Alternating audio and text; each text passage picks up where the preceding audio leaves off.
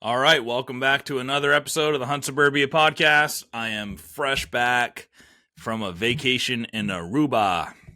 Aruba, Bahamas, come on, pretty mamas. I went there with my family. It was awesome. Beautiful place. Spent a lot of time swimming.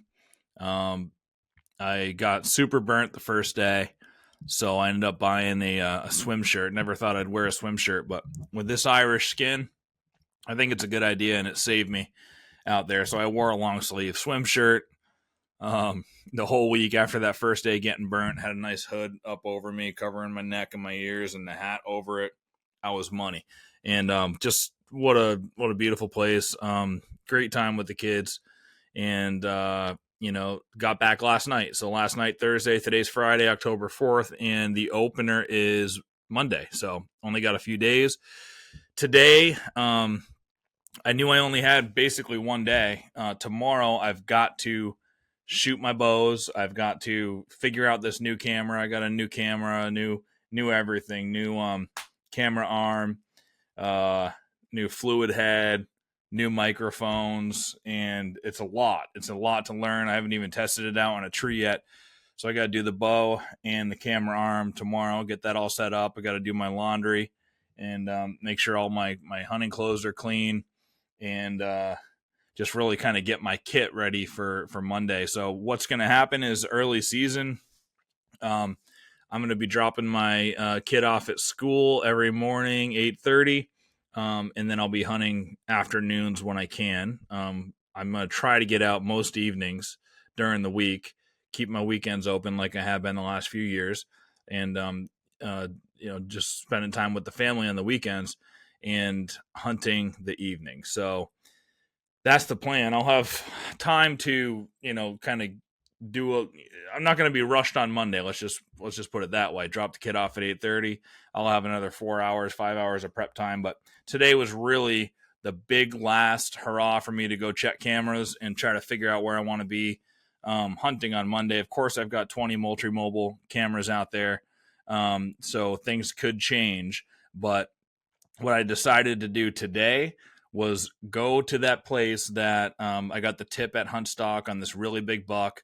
The guy is he's an awesome guy. He's from my hometown. He pulled me aside at Huntstock. He says, "Hey, look, man, I want to talk with you, and I've got an awesome suburban property and some good access to some good woods, but I don't hunt. I just don't feel comfortable hunting the suburbs. Never really have done it. I used to bow hunt years ago. I don't anymore. And he saves his hunting vacation time for rifle in Maine.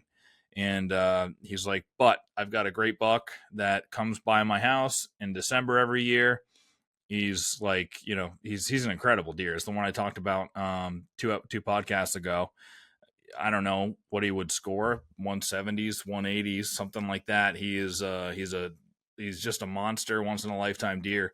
And he said, "Look, man, I love what you're doing with the podcast and hunt stock, and I'd love for you to hunt that deer if you want to." So, I've been up there, I think 3 times now to that property, and I put cameras up after hunt stock. End of August, cameras were there for 3 weeks. I went and checked them, and there was no sign of that buck there.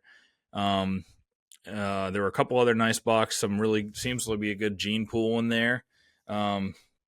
Definitely some shooters, and but I had no idea. This buck seems to go. He sees them in December every year, so maybe his property is a late season property for this deer, and maybe he spends the early season and the summer somewhere else, and it could be really far away.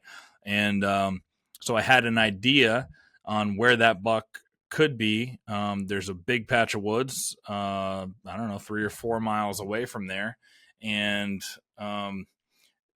I had heard that property, this big one, the 3 miles away, that's possibly where this deer summers. So I've been investigating in there and putting cameras up and letting them soak. And I hadn't gone back to check those cameras.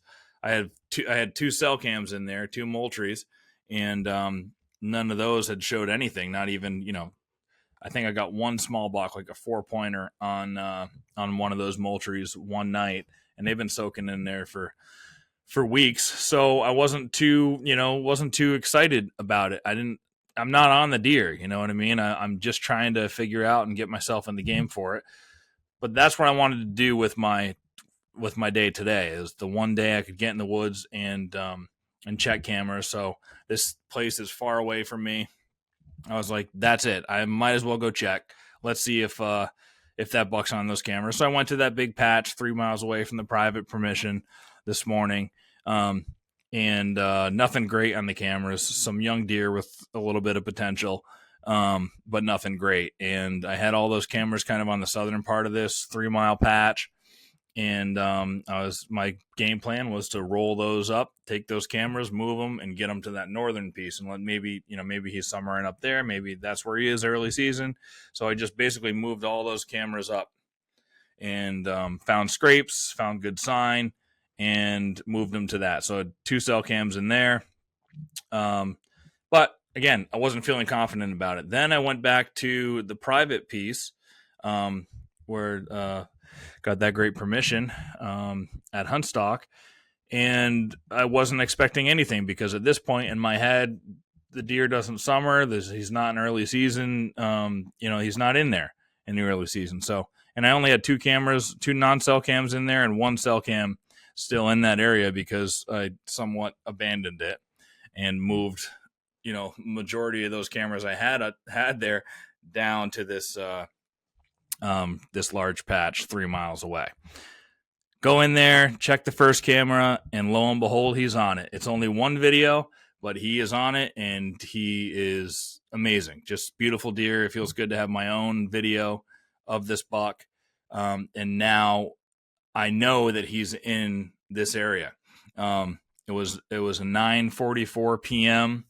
video. Saw where he was coming from. So obviously that's where I would surmise he's bedding, is where he was coming from in that 9:44. Obviously they meander through the woods at night. He could be bedding the totally opposite direction, but to my best knowledge, the way he was coming from, all right, that's where he's bedding. So I have a little bit of info on him now. 9:44 is still way after legal light is over. So by no means am I on him, but I'm excited. I would be lying if I said I wasn't excited about it. It rejuvenated me on this deer. It lets me know that I have a fighting chance now. So I checked. I put a cell camera, a Moultrie on that. I have the same camera under it, the non-cell, just because sometimes I like to test the cameras out and make sure that I'm capturing everything in there. But I'm just utilizing that cell cam now to tell me when he's coming from that way.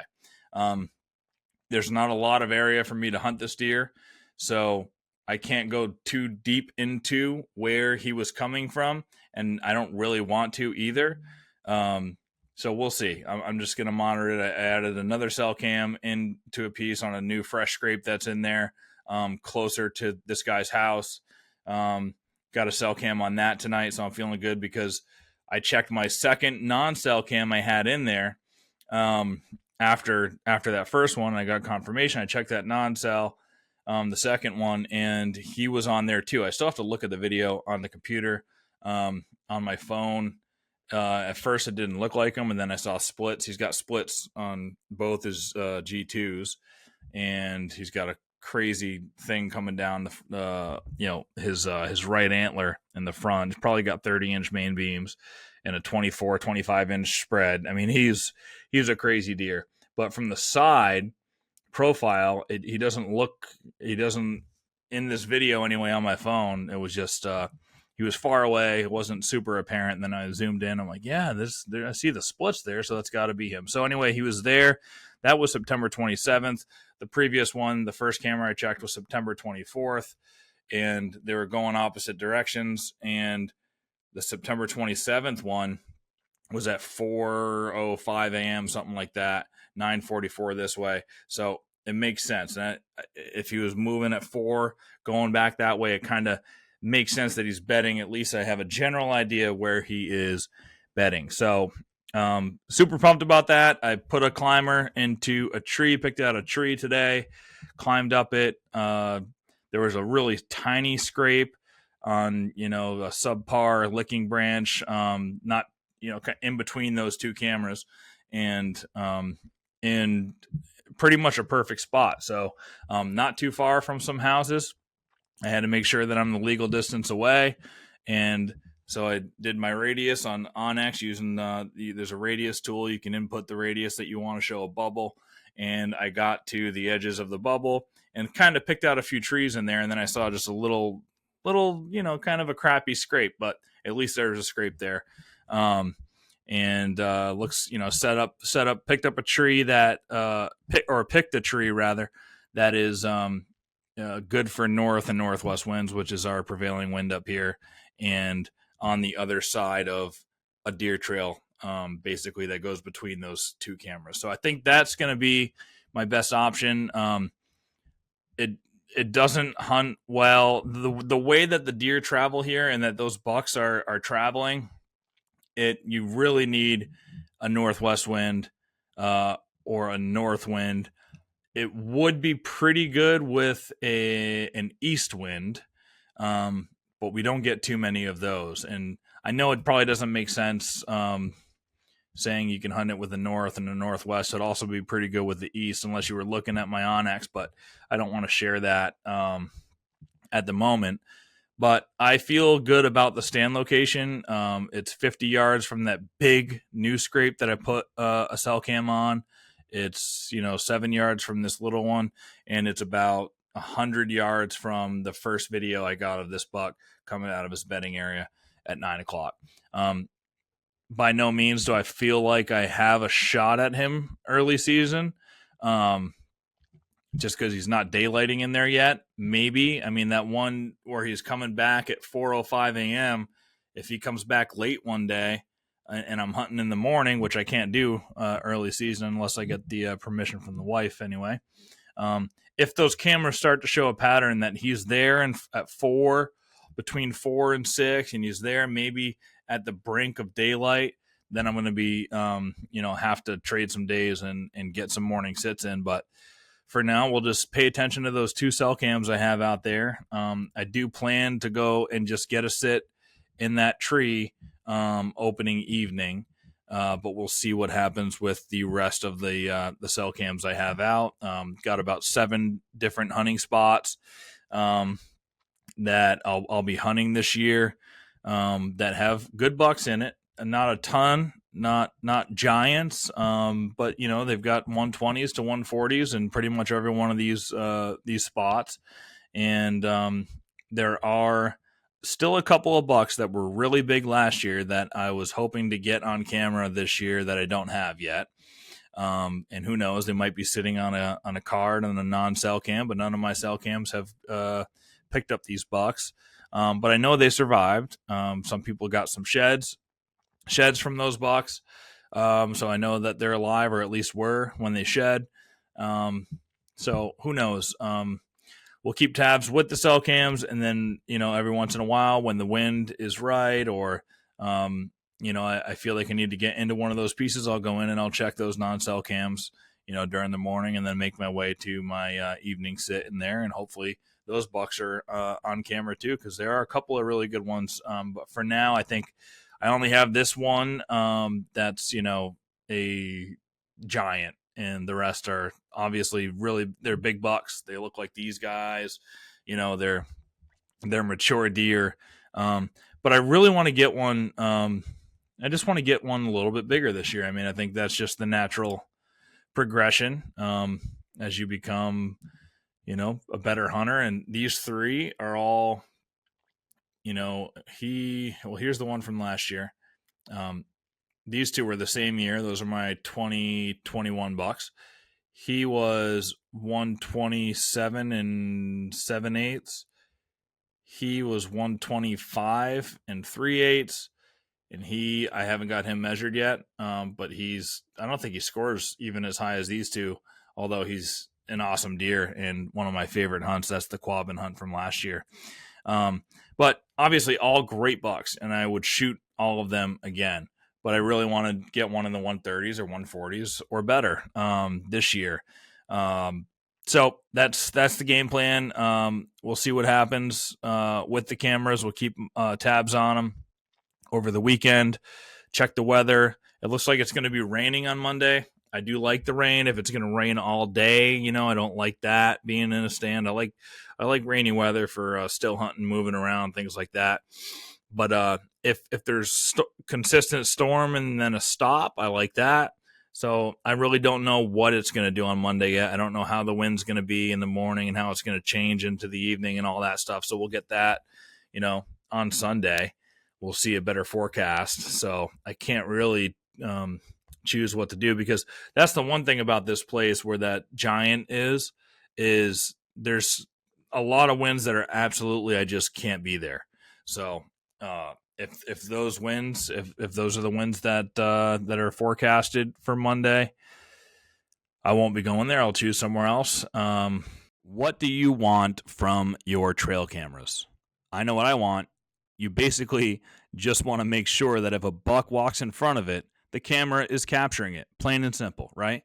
And with cell cameras, you want to make sure that after it captures it, it's getting sent to you and it's not getting hung up somewhere, and you don't have to worry about, oh, did you format the SD card the right way, or did you use the right SIM card with the right cellular network, or what did you do that is making this image get caught up?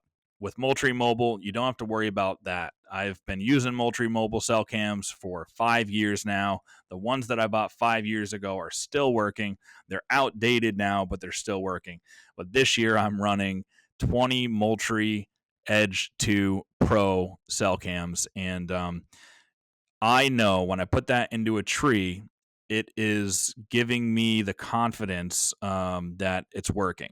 And there's brands out there where you just don't know, and you don't have the confidence when it's up in a tree, and then you have to talk to customer service, and you have to go through a whole line of troubleshooting items. With the Moultrie mobile cameras, they make it super simple. They have an auto connect feature, which will find the strongest cell signal around from the 4 major networks and automatically connect to that, so you don't have to worry about that. You don't have to install a SIM card. You don't have to bring an SD card and format it. Everything is built into the camera. The technology is all built into it, and that leads to a reliable camera that I can be confident in. And if you guys are looking for the right cell cam, if you already run cell cameras, you run different brands, I recommend getting a couple of these Moultrie Edge 2 Pros or any of the Edge 2 cell cams in there in that series, and just give them a shot. Run them against the other cameras that you have, and you will you'll be happy with the results. So go check them out. Don't just capture images, gather intelligence with the Moultrie Mobile Edge 2 camera series, paired with the super simple and easy to use Moultrie Mobile app. You can learn more at moultrieproducts.com. But yeah, what else? I don't think I've told you guys yet. The last podcast that I did on hunting, the one previously was Toby Leary on the Mass Gunworks, from Cape Gunworks on the Mass gun law. The season preview podcast was about telling you guys about the bear hunt that I was going on with my dad, and then telling you a little bit about the deer. But I guess I should do a recap on the bear hunt. So it was awesome. John Altman and Emma Altman, Rye Altman, all do a great job up there. Chris Page, who is a new guide now for John, they do a remote bear camp, and it was just it was an awesome experience. They've got great hospitality. They are bow hunters through and through. They don't mind if you're going to shoot with a gun. I think most of the guys in camp were gun hunting, including my dad, but they are archers, and they love archery as well. And so I got there, was super excited. The first thing after hunt stock that got to do, get back into the hunting mode. And my dad, the first night, he sat the first night and he shot a bear, which was sweet. I was so excited. I got we had a check-in radio time at 6:00. I had a radio in the backpack, and we turn them on at 6 and check in. And the first thing I heard was, "Hey, Pat, your dad shot a bear." I was like, "Yes, nice." We didn't know if it was going to be recovered or not. They were going to wait for me to get out of the woods, but then they decided, since there was daylight, they might as well use that daylight to try to go recover the bear, which I was totally fine with. But no cell service up there. Radios get turned off after the check-in, so I knew they were going to come pick me up at dark. So I sat there my first evening, just not knowing if my dad got the bear or not, and they came to pick me up, and the bear was in the back of the truck, and my dad was a happy camper, and I was too, man. It was awesome. So he's going to get a bear rug made out of it. We didn't weigh his bear. It was, probably 110 to 120 pounds, somewhere in there. And then, so he got to just hang out at camp for the rest of the week. And I didn't see a bear. I sat that first bait site. For the first 3 days, I sat there all evening sits. Didn't see a bear. Checked the camera on the last sit, and there hadn't been a bear on it since they rebaited it. Which was weird because that whole week before they rebaited it, that bait was ripped up. So that's why they put me there. But no bear had visited it since they had rebaited it. So I talked with John. I said, "Yeah, can you get me on another bait?" And so they got me to another bait called Leatherman. The first one was a cliff bait. Then they sent me over to Leatherman, and Leatherman had bears, pretty much in the morning, in the evening. It was kind of sporadic. They weren't just coming in the evenings. But the first night I went in there, brand new spot, new location, totally different setup than the cliff bait. Cliff bait you could see for a long ways. I was up super high, shooting down into a stream bed. And it felt berry there. You could see caves from my stand, but something about Leatherman, when I got in there, it was tight, it was thick. You couldn't see very far. There was basically one shooting lane. Looked like a tunnel going through the woods down to the bait site, and it just felt super berry. And I liked that there had been bears there the whole week, and at different times throughout the day. So I sat that night.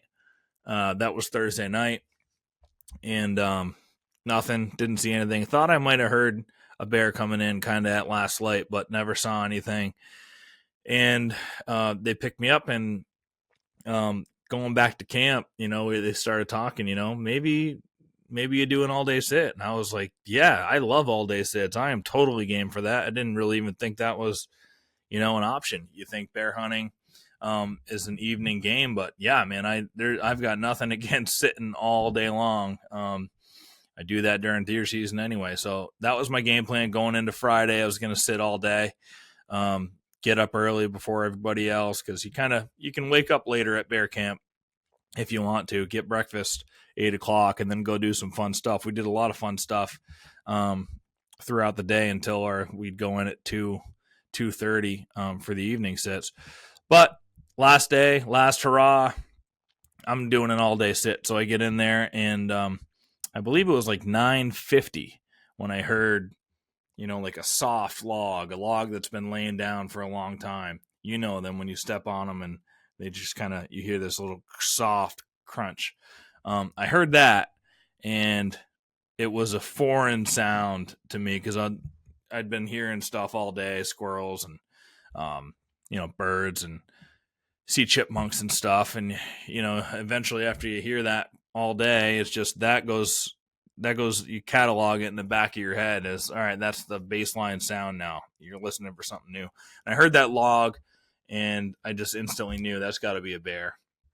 And turned my camera on. I actually got footage of it. But again, I was using my brand new camera, which is over here.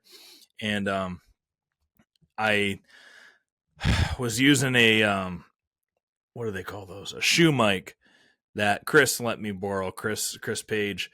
And I didn't have the setting turned on or whatever. So a lot of the great footage that I got from that trip, there's no audio, unfortunately. I did shoot quite a bit on my phone too. And I got the kill shot of this bear, by the way. Yeah. spoiler, that bear comes out 950. I ended up shooting him. I'm all over the place. Doing these podcasts by yourself is tough.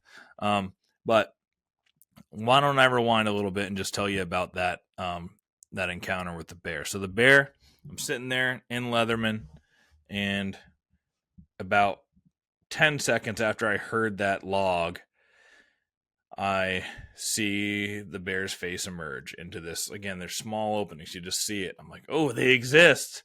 All right. I got one. I got an opportunity at one here. And one thing John Altman was telling me is, when they're at the bait, you're gonna have a while, as long as you're not making any noise or sudden movements or anything when their head's out of the barrel. You've got some time, so take your time and get a good broadside shot. So that's what I was doing. I was very calm. He went straight to the barrel, put his head. Well, actually, the first thing he did, he got to the barrel, he sat down, and he put his nose straight up in the air like this. Like straight up. I don't think I had my camera turned on yet. New equipment. I just didn't have it turned on yet. And then I hit record, and then he goes into the barrel. And while he's in the barrel, I stand up, got my bow in my hand, and I'm ready, but I don't draw. He comes out of the barrel. I was seeing how he was kind of going into the barrel and then what he was doing when he got out. A lot of times he was just sitting. And I don't feel comfortable shooting a sitting bear yet. It was my first bear hunt. So, and when he was in the barrel, he was quartering away kind of too much, and I'm just not confident with the angles and things like that. Just where to shoot, where the organs are. I know when he was broadside, center is what they were telling me, maybe a tiny bit back. So anyways, I was waiting for that perfect broadside shot. Then he came out of the barrel after probably 2 minutes of watching him. He comes out of the barrel and he kind of turns back the way he came, and he stood there broadside. I wasn't drawn at that point, but I saw that he did that, and then he went back into the barrel. And I said, all right, this is when I see him starting to come out of that barrel next, I'll pull back and hope he does that. So that's what I did. I was at draw for like 2 minutes, I think. I'll be able to figure it out in the footage, and I will put out a video. But I was at draw, I think, for 2 minutes on him, because when he came out of the barrel, he didn't do exactly that. He'd go back in the barrel, and he'd come out, and then he finally he went back to that position, broadside, and put the pin on him. He was at 28 yards. I put the pin, my 30 pin on him, shot, went right under his stomach. I don't know what happened. New arrow setup, heavier arrows, heavier everything, different spine. I don't like that I did that last minute. I was thinking, hey, I might as well get a different, go talk to a bear hunter. There is an archery shop, and the guy's a big bear hunter, and he bow hunts them. And I went in there, and he ended up telling me, like, oh, your spine is wrong for your bow. You should be shooting a 400 spine. And I've been shooting 340s, and he said, 400 for your draw. My draw is 62 pounds. I don't know. I talked to a few people after that, and they said, no, that's you 340 is fine. You want that stiffer arrow. 400 for like somebody drawing 50 pounds. But anyways, I got new arrows. I went with his recommendations. They were the Axis match grade arrows. They're 400 spine, and then they have the hit collar on the front, and I had Grim Reaper expandable broadheads. Long story short, I think it's just that new arrow setup, and only doing it a few days before going bear hunting. Yes, I tuned it in with John Altman while I was there at camp on Sunday or Monday morning. I don't remember which day we did that. But I got it tuned in pretty good where I was shooting that 20 pin perfectly. And then going to 30, it was shooting good. It was going a little bit low. But you expect that with a heavier arrow and that whole new setup that I had. But that first shot, I thought it was money. I had it in the right spot. The bear was good, perfectly broadside, and it went right under his belly. And I'm sitting there thinking, oh, geez, I just blew that. Bear took off the way he came, and then faster than I could even feel sorry for myself, he came back. He was back within 3 seconds, I think. He darted out of the picture. He came back within like 3 seconds. He smelled the arrow, and then he went right back into the barrel. So I reloaded. Every time doing any movements like that when his head was in the barrel, reloaded, and ended up getting another shot on him. I think it was like 10 minutes into the overall encounter. Like I really took my time. And that second shot, when I released it and saw it, it felt great. It felt like it was a great shot, perfect shot. That bear's dead. So I'm feeling really good at this point. Get down, drive back to camp. Don't go look at the arrow. I don't want to, mess anything up. So I get down, drive back to camp, tell everybody about what's going on. And then we looked at the footage, and the footage looked like, I wasn't confident after looking at the footage. The shot was back further than I wanted. The bear was quartering away more than I thought.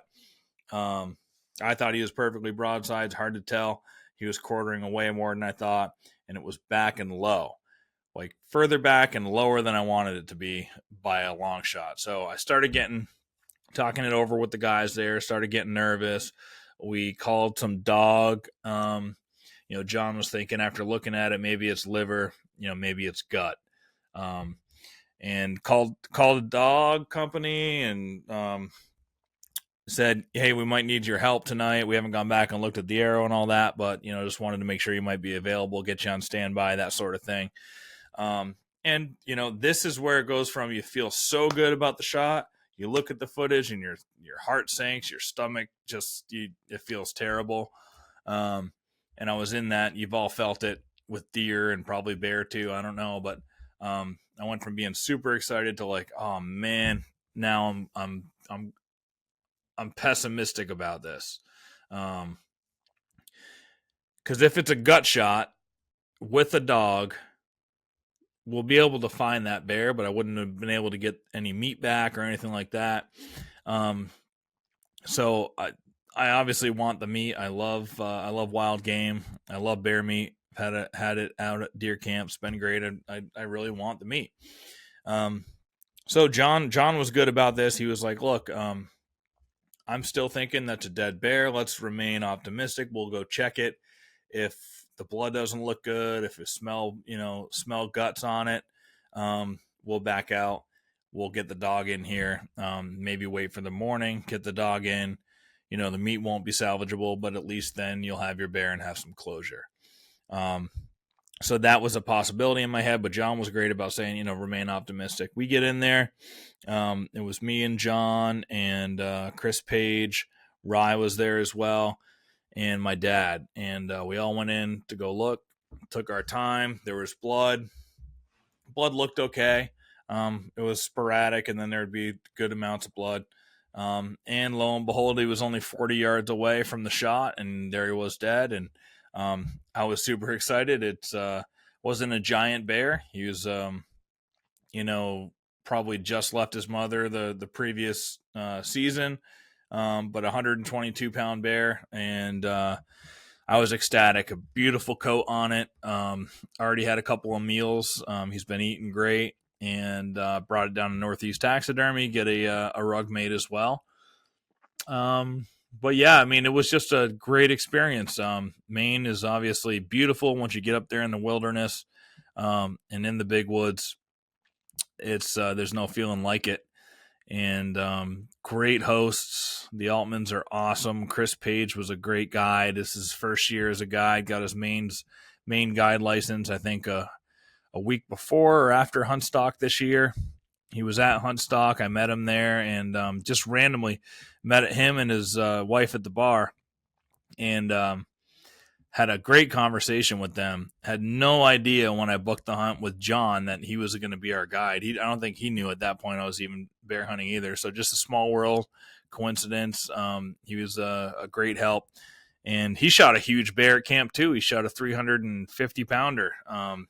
and I got great recovery footage of that, but with no audio. So I don't know what we're going to do with that footage, but that was a giant bear that he shot after he got everybody in their spots. There's a bait close to camp, and I think he went out for the last 2 hours and ended up shooting a really nice bear. So yeah, the overall experience was just awesome. I recommend if you guys want to do a bear hunt, hit up John. They're doing it every year. I couldn't recommend it anymore. Super fun. But now I'm like, deer season is my thing, and I'm super stoked, especially now that I have that, I have that giant on camera and proof that he does live in this area also in the early season. It's not just a late season spot. So he's going to be tough to hunt. He's I think he's really old. I mean, 10 or 11. He's one of those old bucks, kind of like the electric buck. That old deer is still holding a good rack, but you can tell, his body has seen better days. You can kind of tell just from his rack too. His rack might have seen better days, although I don't know. I got seen a picture of him from the year before from this landowner. I don't know. He could be bigger. It's really hard to tell, but he's smart. That's for sure. He didn't get that old being dumb. And there's a lot of hunters in the area. I've done my work scouting. I've seen stands everywhere. I've seen a couple cameras. I saw just a lot of hunter sign, and it really isn't a huge piece of woods either. So he's smart. I would imagine he's got a super tight core, and he doesn't do much wandering. So I think the fact that you even I have him on 2 different cameras 3 days apart, I don't think he's too far from there, maybe 500 yards. So I just got to play it safe, play the wind the right way, and see what happens from there. But I think that's it for this week. It's a short one. I know these aren't the best podcasts when I'm just doing it by myself. I'm much better at pulling information out of other people than talking. You try to talk to yourself in a mirror for 35 minutes. It's tough. But I love you guys. Thanks for all your support. I'm really trying to get the podcast out every single week this deer season. And when I don't have a guest, we'll do a couple more of these. Maybe I'll get better at it. Maybe I should just turn the video off, because it really is kind of weird seeing your reflection as you're doing these things. But I won't be putting a podcast out until after the opener. So you guys will be getting this the day before the opener. So good luck to everybody out there. Please send in your harvest picks. Send in any questions you might have. Instagram DM is probably the easiest way to get in touch. You can send an email to huntsuburbia@gmail.com. You have any questions, you want me to help you out with some advice on anything, you think you might be a good guest on the podcast, anything, any questions, you want to give any feedback on the podcast, all that stuff, get in touch with me, and I'm happy to reach back out. I will be in touch with everybody throughout the season. When I'm in the stand, I do have my phone. I do look at emails. I do look at DMs. I've got good ears, so I know usually when a deer's coming, put the phone down.